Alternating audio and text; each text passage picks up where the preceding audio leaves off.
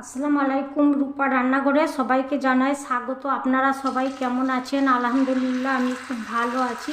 চলে এলাম একটা সিলভার কাপ মাছের দারুণ একটা রেসিপি নিয়ে। একবার খেলে মুখে লেগে থাকবে। তখন সিলভার কাপ মাছ নিয়েছি, একটু বড় সাইজেরই নিয়েছি।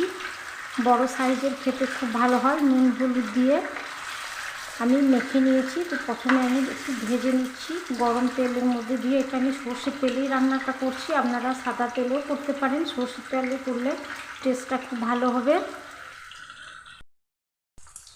আমার প্রথম ব্যাসটা লাল করে ভাজা হয়ে গেছে।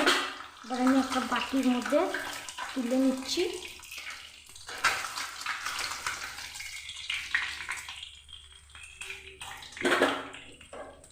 এবার দ্বিতীয় ব্যাসটাও সেম একইভাবে ভেজে নিচ্ছি।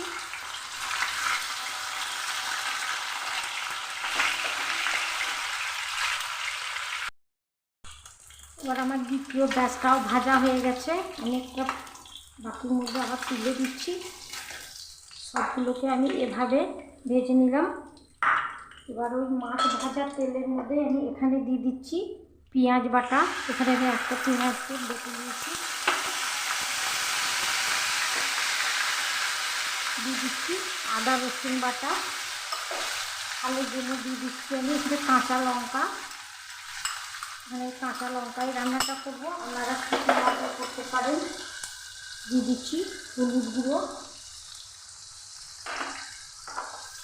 এবার আমি সমস্ত মশলাগুলো খুব ভালো করে লাল করে কষে নেব।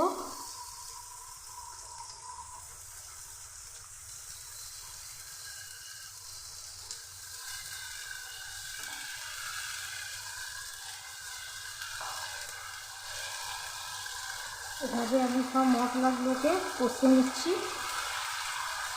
আপনারা সিলভার কাপ মাছ তো অনেক রকম খেয়েছেন বন্ধুরা, একবার এভাবে যদি খান দেখবেন মুখে লেগে থাকবে। এত সুন্দর খেতে হয়, না খেলে বিশ্বাসই করতে পারবেন না যে এত সুন্দর সিলভার কাপ মাছের একটা রেসিপি। পরে এর মধ্যে আমি দিয়ে দিচ্ছি কাঁচা জিরে ধনের গুঁড়ো। একটু কাঁচা জিরে ধনের গুঁড়ো আমি ব্যবহার করলাম।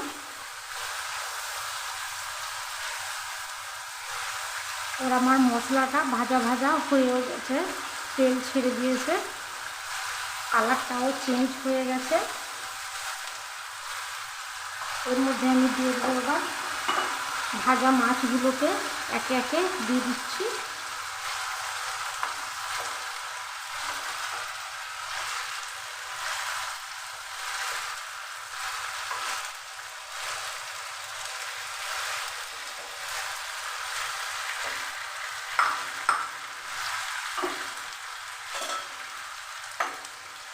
এখানে আমি টমেটো, কিষানে টমেটো কেচাপটা ব্যবহার করছি। বাটির মধ্যে আমি ঢেলে নিয়েছি, এটা আমি দিয়ে দিচ্ছি। পরিমাণ মতোই দিবেন যেরকম লাগবে। দিয়ে দিচ্ছি একটু গ্রেভির জন্য একটু জল দিয়ে দিচ্ছি। নর্মাল জলই ব্যবহার করছি।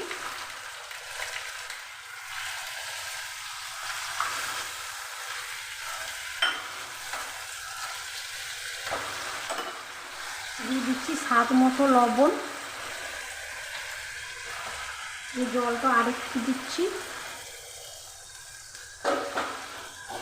একটু ভালো করে নাড়িয়ে নিচ্ছি। গ্যাসের ফ্লেমটা আমার হাই করা আছে। এবার আমি ঢাকনা ঢেকে দিচ্ছি। তো একদম লো করে আমি 5 মিনিট জাল করে নিচ্ছি। ফিরে এলাম 5 মিনিট পর। দেখুন বন্ধুরা কত সুন্দর একটা কালার এসছে, আর রমে রমে আমি হতে দিয়েছি, দেখেই জিভে জল চলে আসবে।